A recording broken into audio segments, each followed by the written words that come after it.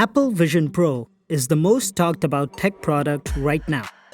In today's video, we're diving into this highly anticipated product, which is a combined VR and AR headset recently unveiled at the WWDC 2023. This is a major product launch from Apple, the first of its kind in over a decade, so let's get into it.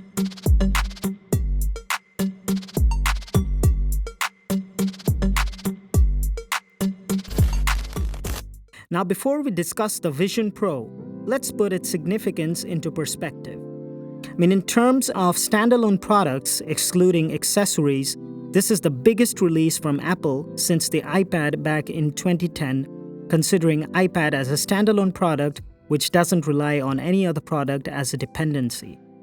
It's been a long wait, but Apple is finally entering the race alongside other giants like Meta and Microsoft in the VR and AR space. Some people are already dubbing this as the next iPhone, while others may have more tempered expectations. The question is, will the Vision Pro be a game changer, or will it end up like Apple's abandoned charging pad? Well, we don't know yet. But before we delve into the Vision Pro, let's take a quick look at the history of augmented reality. It's been quite popular for a decade now, with various devices and games coming and going. Remember the craze surrounding Pokemon Go?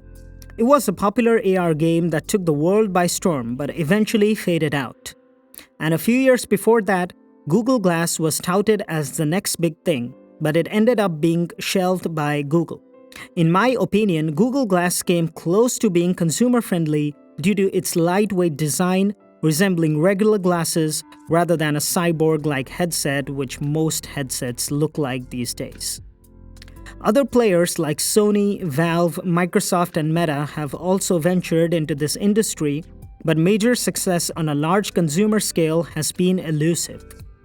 AR and VR devices are still primarily used by hobbyists rather than the mainstream population.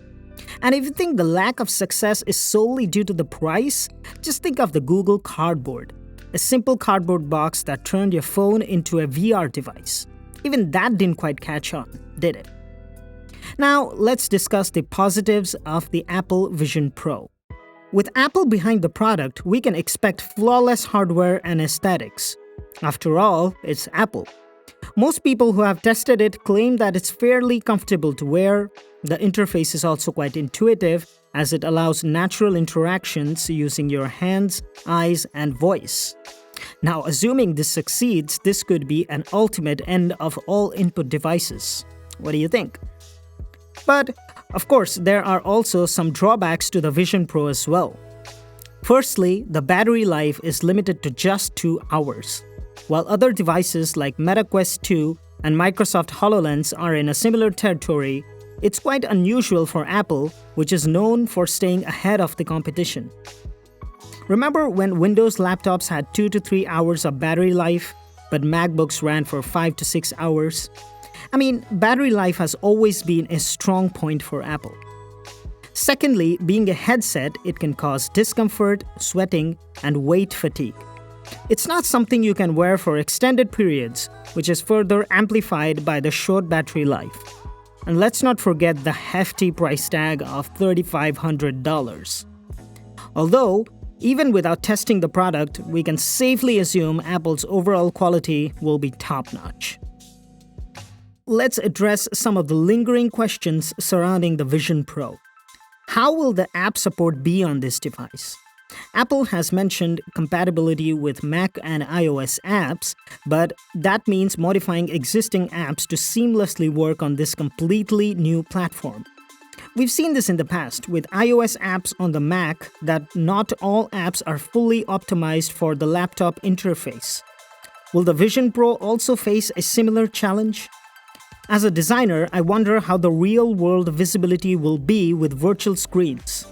If you're placing a virtual screen with a specific color theme against a physical background of the same color, how will the visibility and blending be? For example, a gray-themed website screen, which is placed in the virtual world when there is a gray color wall behind it. How will the visibility be in this case? Now, this may sound like a really small detail, but it's essential for a seamless experience. I hope Apple has considered this in their testing and design. Another question is, who is the target audience for the Vision Pro?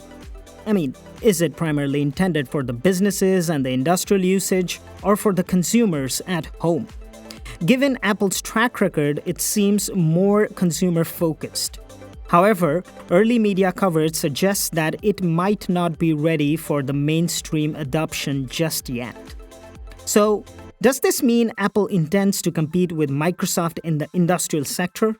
You may even wonder, could this have been better if this was an accessory product, similar to how Apple Watch is, where the iPhone or the Mac could have done the main computing and the headset could have just focused on the display, instead of the current form where the headset is a full-fledged computer.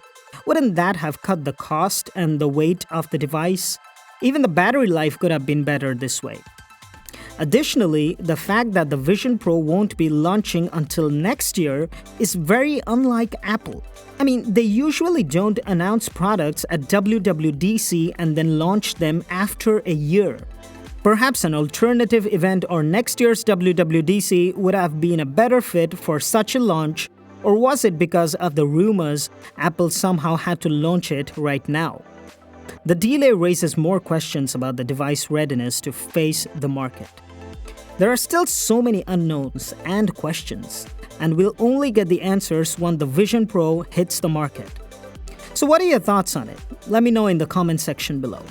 If you've enjoyed this video, don't forget to give it a thumbs up and subscribe to our channel for more exciting tech content. Thanks for watching. I'll see you in the next video.